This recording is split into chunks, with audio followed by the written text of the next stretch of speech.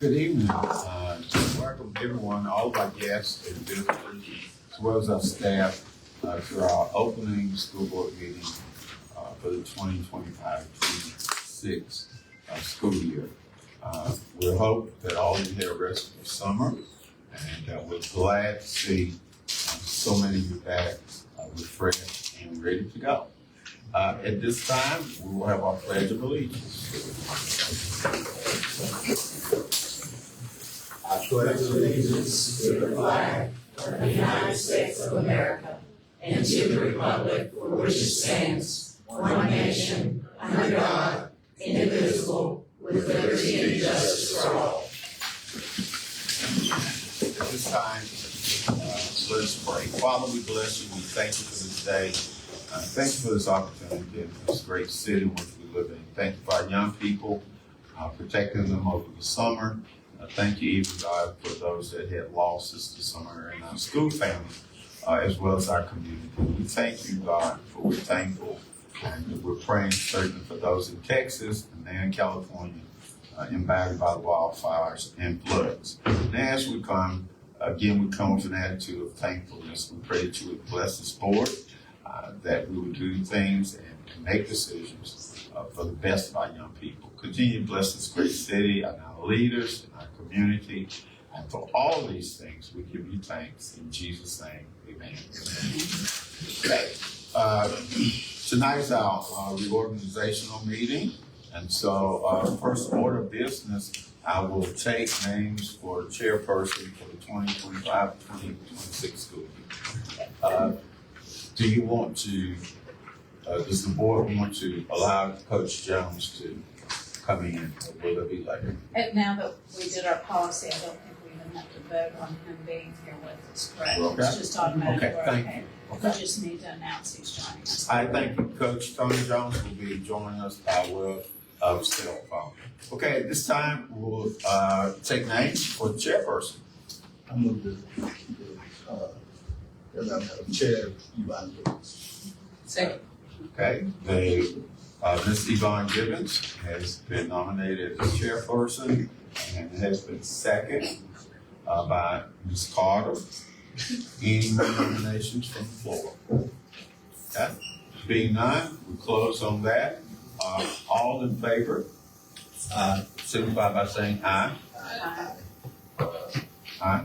Okay, that ayes have it. You can have your gavel. I don't want it. All right, Nick, thank you very much. I appreciate your all's faith in me. Next up is election of vice chairperson. At this time, I open the board to nominations for vice chair. I nominate Mike Peterson, Okay. vice chair. Second. All those in favor? Aye. Aye. All right. Motion passed. At this time, we need to do appointment of our clerk and deputy clerk. Currently, we are running with Callie as our clerk and Latasha as our deputy clerk. I make a motion that we keep those as they are. Second. All in favor? Aye. Aye.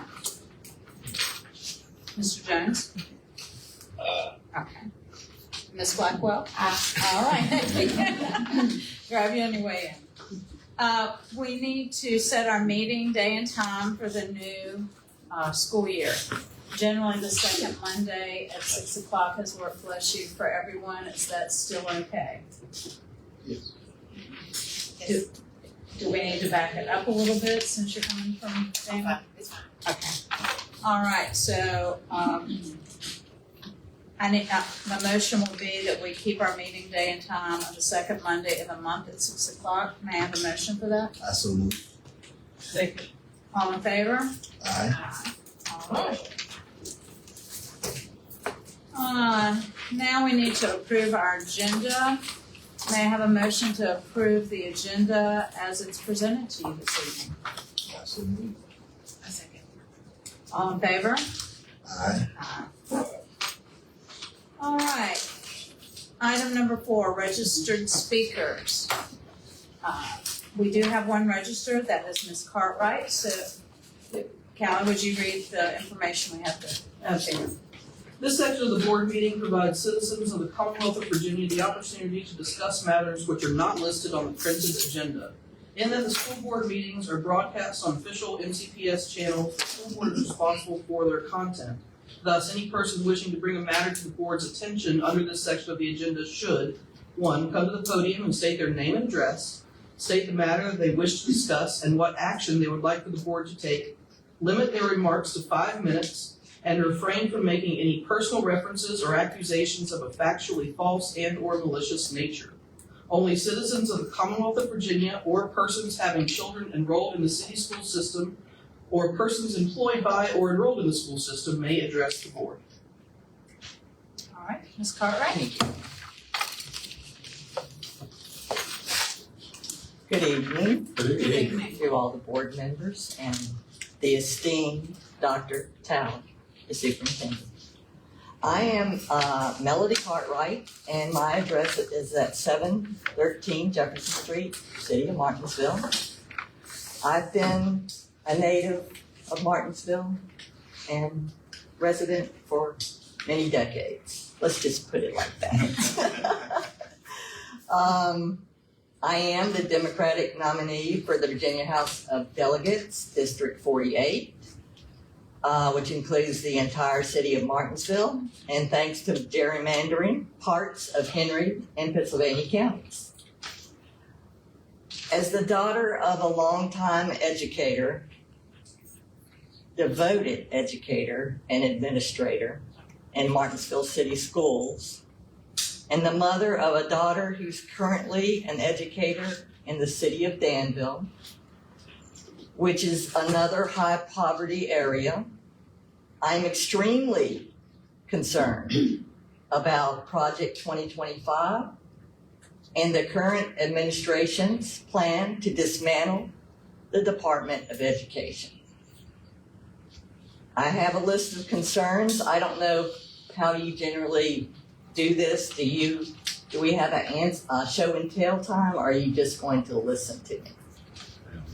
Okay. All right, so my concerns are the ongoing poverty. I'm afraid of the federal people taking away our Title I status. I'm concerned about the lack of free lunch and breakfast that is being told it's going to happen. I don't think it's happened yet. I'm a big proponent of disability education for both, learning and physical disabilities. Back in the day, I used to be the president of a disability organization for parents. I'm concerned about vouchers, which seems to be on the table in the coming year or so, possible. I wanted to discuss about the 1% tax to support education. That's something I am in favor of and would vote for. I hear that they were going to plan to do that, and then it dropped out at the state level. That's something I would bring to the table to fight for. And so I've emailed Dr. Talley to ask am I over? No, Is that dinging? sorry. Okay. I emailed Dr. Talley to ask what his primary issues were for the Martinsville City School prior to the special election that I was involved in last year. It's 2024. And he responded kindly. He was concerned about teacher salaries. We want to up them. Capital needs and safety. Those were probably his greatest concerns at that time. And I believe that his concerns have grown since then. I know my concerns have grown, and I just previously stated that. I support public education.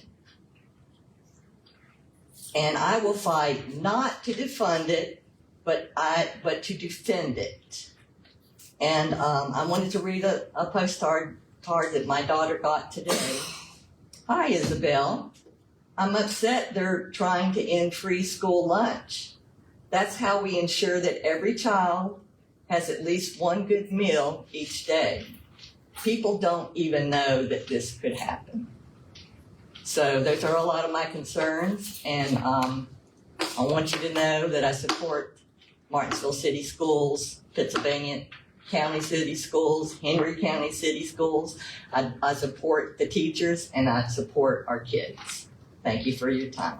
Thank you so much. Really appreciate you coming. First, thank you for the contributions of your family, especially your dad to me, and Yeah. Coach. Mike remembers that too. We really appreciate your family. And Well, thank I you. am coming back to you. We're going for another round to get him in the Coaches Hall of Fame for the Virginia High School League. We're not giving up. I don't give up on anyone. So I'm going to visit you shortly. Well, I will support Coach Miller again always. I He has a appreciate it. great influence on that. Thank you. Thank you. Thank you. All right, number 5 on our agenda, recognition, and this is an exciting one. This evening we have Rakia Mitchell-Harrison here, who is our girls 100-meter dash state winner, which is so exciting. She We're going to have you all come up. She earned her second career state title this year in the 100-meter dash.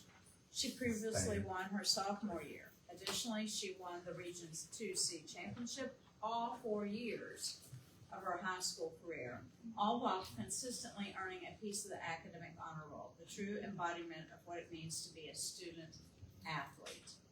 She will continue her track career at Longwood University, where she plans to pursue a pre-med degree with the goal of becoming a doctor. Yeah.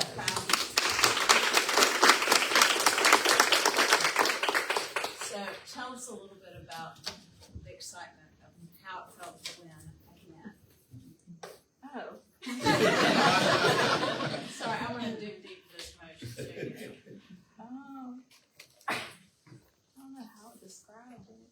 I mean, I was more so a little bit sad that my high school career was ending, Oh, okay. but I was also kind of happy because, you know, I was tired of like high school and like balancing that out with like my college with high school. So I was doing dual enrollment.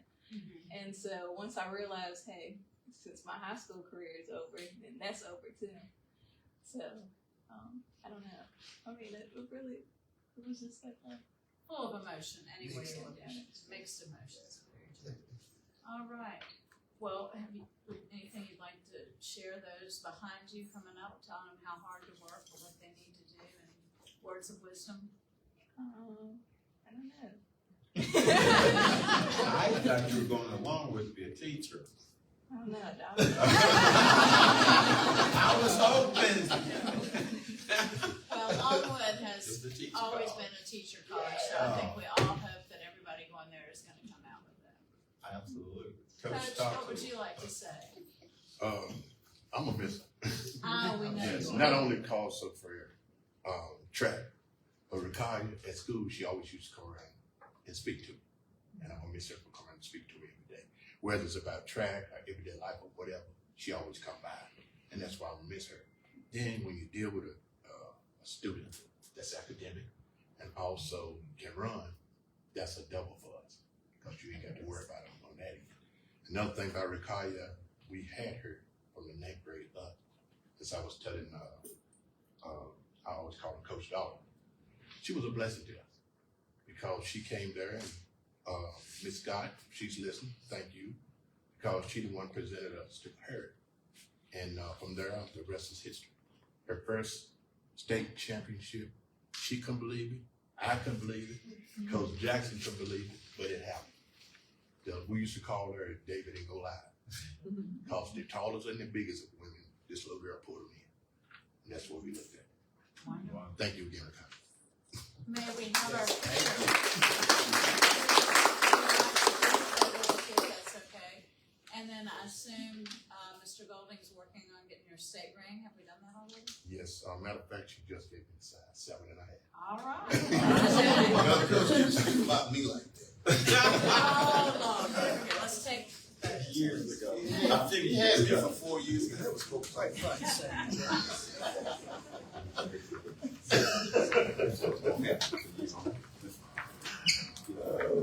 wait to see that.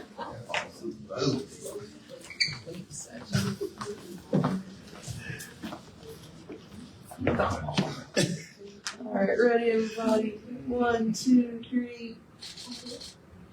Thank you. Thank you. Congratulations. Congratulations. Thank you all again. Thank you, sir. Let's do it.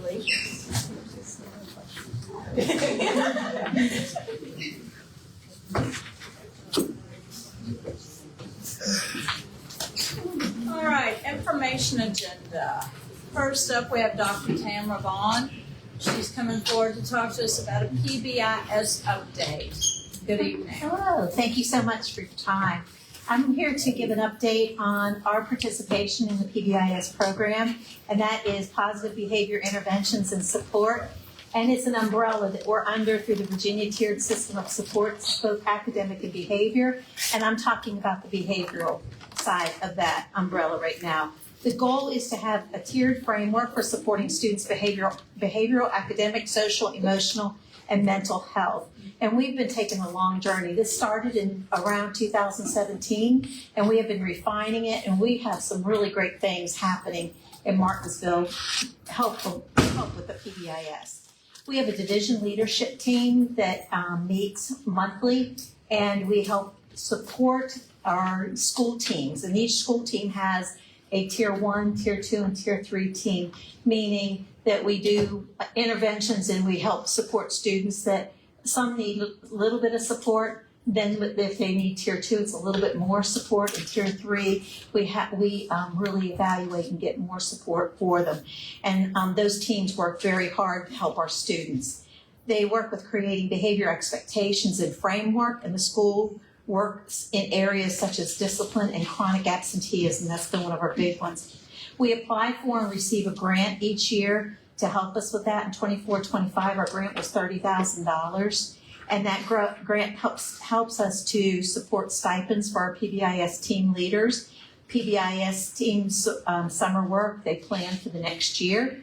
We buy materials with that money. We go to professional development training, and one of our big events is attending the Southeastern Conference on School Climate, where this year we had Patrick Henry and Martinsville Middle School present their programs, what they were doing, and they were excellent presenters. Said, you know, it has been a good presentation when you walk out and there's groups of people standing talking about the presentation they just came out of, and they wanted to get more information from those groups. So they really represented Martinsville well. We have VDOE and TTAC provide a coach for us that comes every month, and they give us support. We're pretty much getting to the point where they're just here to really guide and to help us when we really need it. But we've been really becoming more and more independent of that. The VDOE also provides PBIS trainings that we take teams to depending on the needs of the different schools, and then they also give us that support. The work that we are doing is we provide information and training on PBIS programs for all stakeholders, and that's one of the reasons I'm here tonight, to let you know that this program is in effect here at our division. We provide information and support with interventions at each tier, so we're all constantly looking for ways to support our teachers, support our schools, and support our students especially. We support the school's programs with a division coach. We'll go and help with each of their meetings. And then I'm sure you've heard of the positive behavior celebrations, such as dodgeball games and talent shows and things like that. The kids get to participate in, the students do, because their school has reached a goal in one of the disciplines that they're trying to work at. The focus for this past few years from Dr. Talley was to focus on our chronic absenteeism. So we worked diligently on refining procedures, reporting and monitoring data, and having those discussions at our monthly meeting, and we saw a lot of really good results from that, where just the support of hearing from each of the schools, putting that data in front of us, really analyzing it, looking and seeing where our areas of needs were, we saw a drastic reduction in a lot of our chronic absenteeism. 2 years ago, we started with the SEL Universal Screener to help to identify students that had needs, both socially and emotionally. And it's a school-wide, and we are one of the few divisions that have started this. We give this assessment every three times a year, at the beginning of the year, the middle of the year, and the end of the year. And our school counselors are right there ready. Under Dr. Preston, they have been creating spreadsheets, and they flag students, and they're there to instantly intervene and to support our students. So we're helping students that might have flown under the radar otherwise. So we've seen some really good things happen there also, some great success stories. This helped us successfully identify several students with those specific needs. Our work with PBIS is ongoing, and we are constantly finding ways to make the program more effective and support the specific needs of our students, because that's what really matters, is making sure our students have the support they need. Okay, thank you. Dr. Vaughn, thank you so much. And the data that comes from the PBIS meetings are just essential.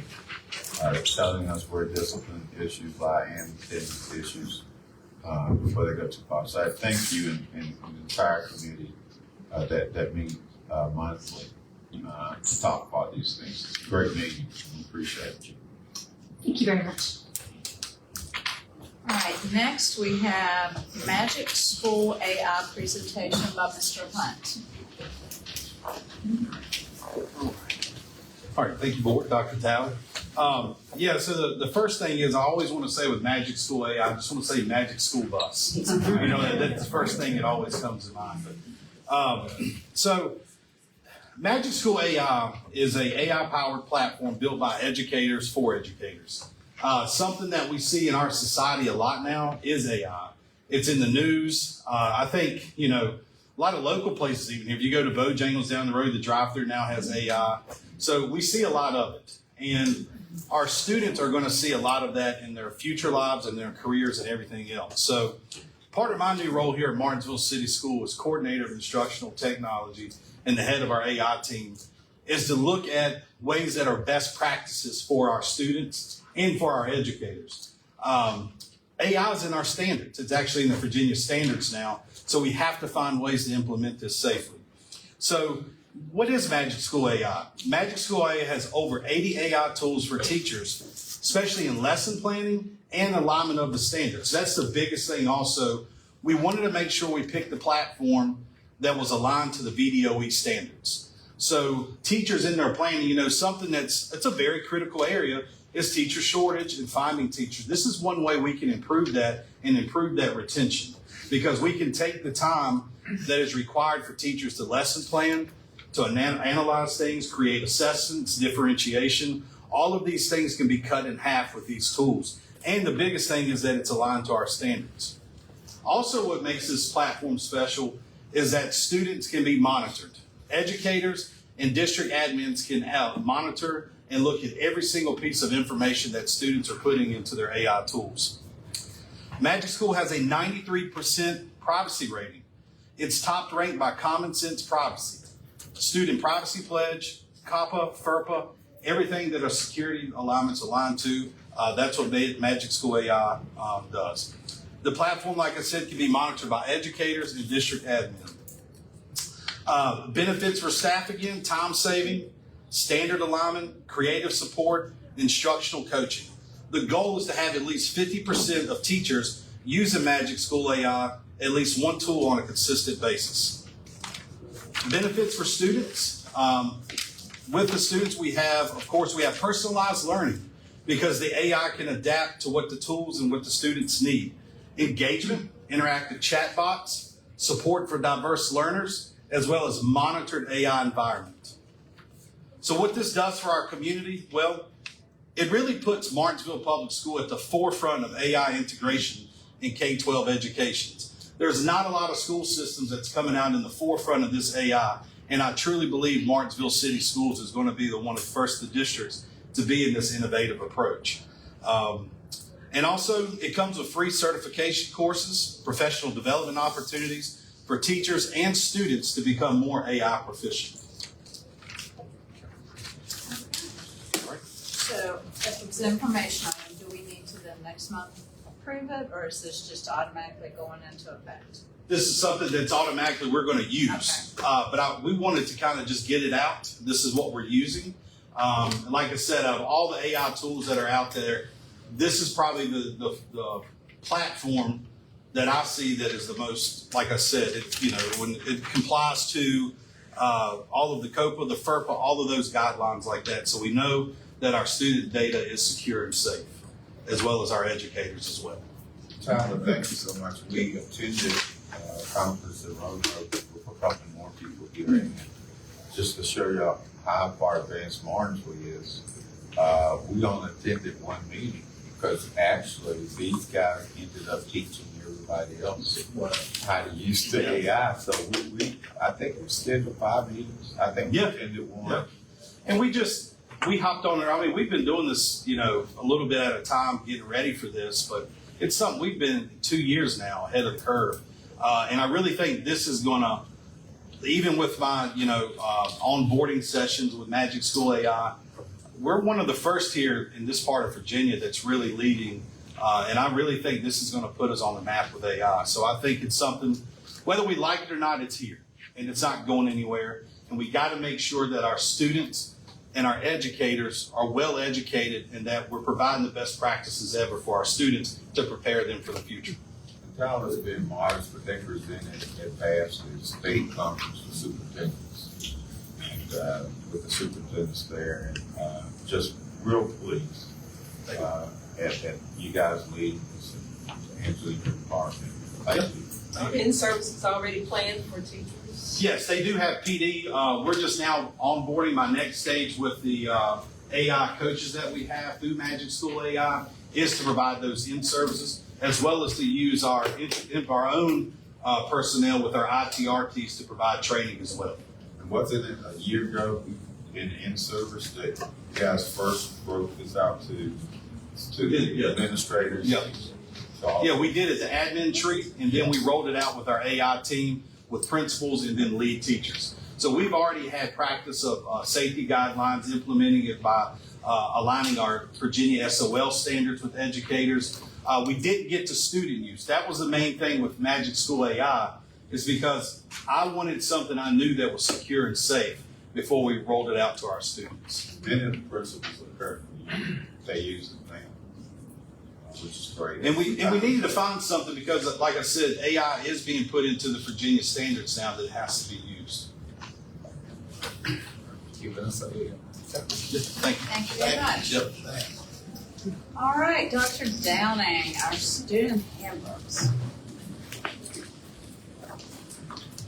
Good evening. Good evening. You should have all received drafts of the elementary and secondary handbooks for the new school year. The handbook is a process that involves multiple departments. There's a lot that has to be reviewed and updated. And checking with all the departments involved, there were no major changes or updates. All of the handbooks are based on school board policy and approved procedures and processes. The primary things this year that had to be updated were some of the dates and the forms, and then some of the language. For example, in the technology portion of that, it has moved to smart devices. I remember when it used to be pagers, and then cell phones, and now smart devices. So just going through and making sure that we're in alignment with DOE recommendations, with school board policy, and that we're up to date on our language and our dates. All right, and you all have had a couple of weeks now to look over those. They've arrived in your email. Any questions for Dr. Downing? All right, may I have a motion to approve the 25-26 student handbooks? So moved. A second. All right, all in favor? Aye. Thank you. very I much. do want to thank all the people who help review these each year because it's a lengthy process. And Thank you, I staff. think you're gonna stay up and do one more thing for us, is Okay. that accurate? Our first policy update that we need to work on is IGVJ, which is the Advanced or Accelerated Mathematics. Can you share with us what we need to do? Yes, that's a new policy out of some new legislation that was passed, really looking at offering more opportunities for students to have advanced math. This is for grades 5 through 8. And just, I think last month, the state released its upper quartiles for SOL scores for divisions to use to identify students for upper math, accelerated math. And then there's always the option of parents to be able to opt out if they don't want their students to be in accelerated math. Also, it's not just based on that quartile. It can be teacher recommendation, parent recommendation. It should be multiple data points, as we do with anything when students are applying or we're looking at students for things. I'd like to say that Martinsville has been way ahead of the curve on this. We've had advanced math at the middle school for a very long time, and we've been using SWL data and recommendations to help get students in those advanced math courses that maybe didn't sign up for it, but they should be in there. They have the aptitude for it. And, so we've really, the only change will be for us is formalizing some of the processes and having an opt-out form. We've done it, in conversation with parents, made recommendations, and they can decide whether they want their child to do that or not. So it'll be a more formalized process. And then the other big shift will be, not big shift, but really looking at sixth grade and putting in place some pre-algebra advanced math for sixth grade. We have it in place for seventh and eighth.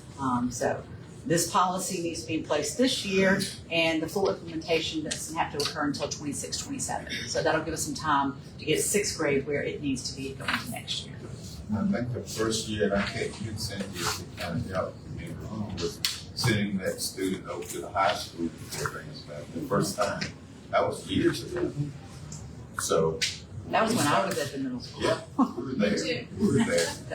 Yes. Yeah. Yes. So it's been a while back. So we're there. All right, I need a motion to approve policy IGBJ. I so Any questions? All in favor? Aye. All right, thank you. I think it was. Yes.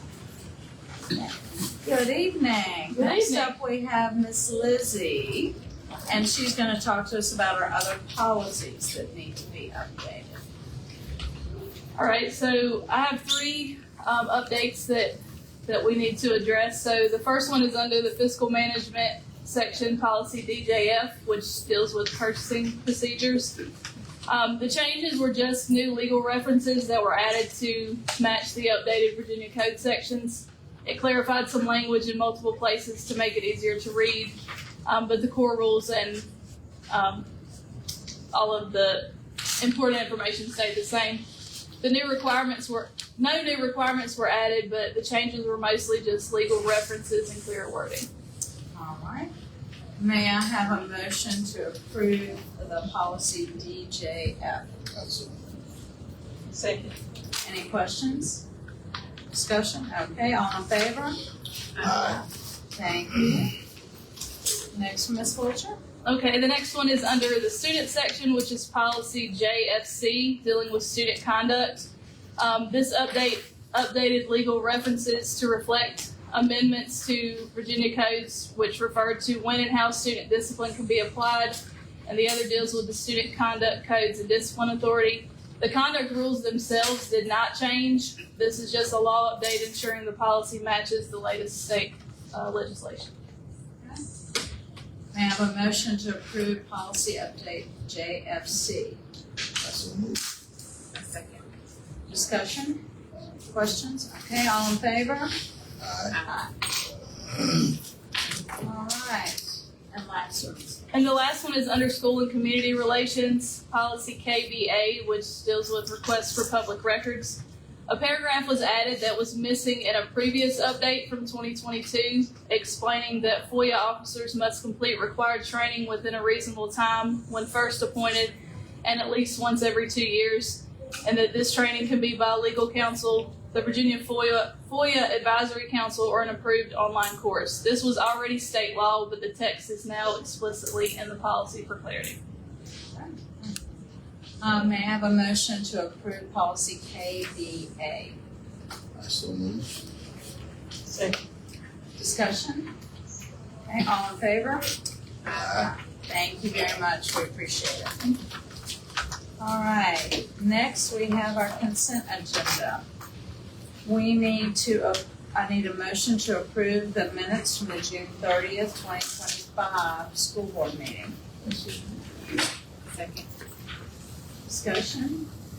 All in favor? Aye. Aye. All right, we have two financial reports. We're gonna put those together. If I may have a motion to approve the June 2025 financial report and the July 2025 financial report. I so move. discussion or questions? All in favor? All right, number 9, the superintendent's report. Dr. Talley. Thank you. First of all, I consider it a very successful summer, a wide professional development, and some of that culminating in our visit to Adams Conference in Tampa Bay, which was very good. The group that accompanied us was so enthusiastic, and we really gained a lot of things, a lot of work and information. Again, Abbott is one of those state-approved programs to foster intellectual and instructional growth. And if you remember, it was actually when we adopted Abbott that really the turnaround for schools happened. So I can't question that because the data indicates that. And so we've been with Abbott for a long time. I'm privileged to be on the national board of superintendents with Abbott. And again, I want to thank all the staff that went and participated wholeheartedly in it. Summer school graduation, I want to thank those who were able to come. Everyone couldn't come, and we understand that. So we have a lot of functions and activities, but we're really excited about the 4 students who graduated, parents who came, and the your warm words to those students for finishing. In life, everybody is not always finished where they start. And so we congratulate those students and thank Ms. Galloway and others at the high school, all the high school staff, for helping these students to walk. Just very impressed and just very happy. And one of them, in fact, wants to be a chef. I couldn't believe that. It's just great. I never thought of him cooking. But I'm excited when he opens his restaurant. I want to be there. So we're really excited about that. Involved part of dedication, I want to thank those who came to that. That was very good. The city, in conjunction with Harvest and Alberters. It's on the Alberters site.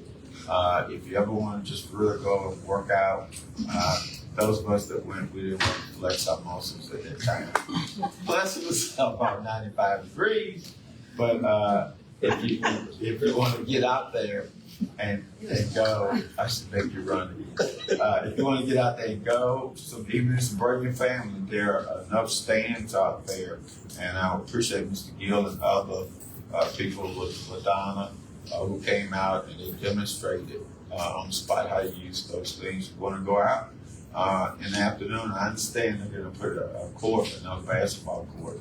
They've got the slab there. So we're excited for the people in that community or anybody who wants to do some outdoors things.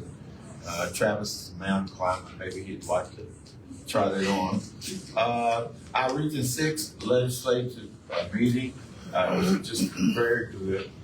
We talked about a lot of things and I was very impressed. And I just want to again relate to you. I told you in principals meeting how the delegates and senators there congratulated Martinsville on fine work. It's not a whole lot you can say when you have 9 to 10 years of consecutive excellence and you pass the state standards. They had nothing but praise, but as the Spotlight stated, we also want that 1% tax that goes strictly to schools because the other regions, Patrick, Danville, Pennsylvania County, they all have it. Henry County, they all have it. And we're in need of building repairs. And of course, my goal, of course, to build a gym, to start that work rather sooner than later. The city, because the city deserves it. 15 state banners. I don't know how many football championships. We should have a gym. So we continue to press for us. I want to thank Travis for getting on board and the cabinet for helping me each week as we talk about this. Because we're almost finalized that we will be able to fundraise very soon for our new gym. Open house was just great. I want to thank all of you who came to that. And it was just crowded everywhere I went. It was just crowded and people there. Boys and Girls Club also being present in a lot of the buildings to help with after school care. Everything was just wonderful. And I want to thank all of you for for having that delayed schedule so parents can come. Convocation, what can I say about Coach Carter? Just very special. We just had a great time. I want to thank John and everybody else. I want to thank the high school. I want to thank Angela and Latasha again for arranging that. And he was awesome and promised to reach out to Phil Ford. I'm not a Carolina fan, I am. But the anniversary of the what do you call it? Where they hold the ball, the four corners is coming up. And I'm hoping to, with his help, to bring some of those people to March for a fundraising party. Yeah. And if you're a Carolina fan, you definitely know who Phil Ford is. So I'm looking forward to that. They're planning to come from Rocky Mount, North Carolina, and help us in our building of a gym. Breakfast was outstanding. Thank those of you who set that out, and also our cookout fellowship was just wonderful. We had a lot of great time in fellowship. Our principals meeting, which we had today, and then the 2 TV stations that we interviewed, which will air today and probably in the morning on ABC and Fox News, talking about school opening and safety. We want to be very careful because there will be a lot of kids in our neighborhoods. We don't want anybody passing school buses. We do have protection. We have lights. We have the night lights too that run in the day. I think they're also on in the daytime. So school buses are very visible, and everybody, again, I encourage you on Facebook to be very aware. It's just so dangerous to pass a school bus. Stop, because the safety of our kids are so important. And I thank you. All right, thank you very much. Matters from the board. Ms. Carter, do you have anything to share? Just that I'm excited to see a new school year. And I'll have 3 high schoolers this year. Most of you knew them when they were in elementary school. So I'm excited for them because they're excited. And for administrators, if at all I can be of assistance to you throughout the year, please do not hesitate to call. Ms. Blackwell? Mr. Jones? Yes, I would just like to pass my condolences along to the Keto family of Rocky Mount, who lost their son to gun violence. He was a math teacher and a girls basketball coach. Great young man, Tony Gibbs. I want to pass my condolences. All right, thank you very much. Mr. Williamson? I wanted to echo what Ms. Carter said. If there's anything we can do, any of the schools, please let us know. We can be there to help. I know several of us will be there in the morning to see everybody as they arrive. We're quite excited about the new school year. I also will remind those teachers who won from the after prom for Ms. Carter or myself to come in and teach your class. Please reach out and give us dates and we'll organize how to do that. We did agree to that. So it was one of our better moments, probably.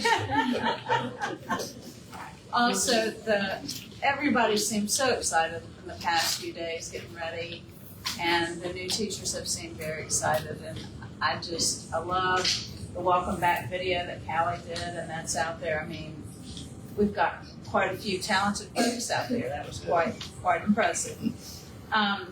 So thank you very much, and we appreciate what all of you do. We couldn't put this together without being a whole village, and so we do appreciate everyone's help. Reminder of dates. The first day of school is tomorrow, and August 29th is an early 3-hour early dismissal. That's for the Labor Day holiday. That is also our first home football game. We hope before you go out of town to stop by and see the football game. Monday, Labor Day, we will be closed, and that's September 1st. September 5th, we have an away football game. And our next school board meeting, we had tentative for September 8th. It will be a definite since we kept our meetings on the second Monday. So please be sure to join us then. Do we have any unregistered citizen comments this evening? All right, communications, Callie? None.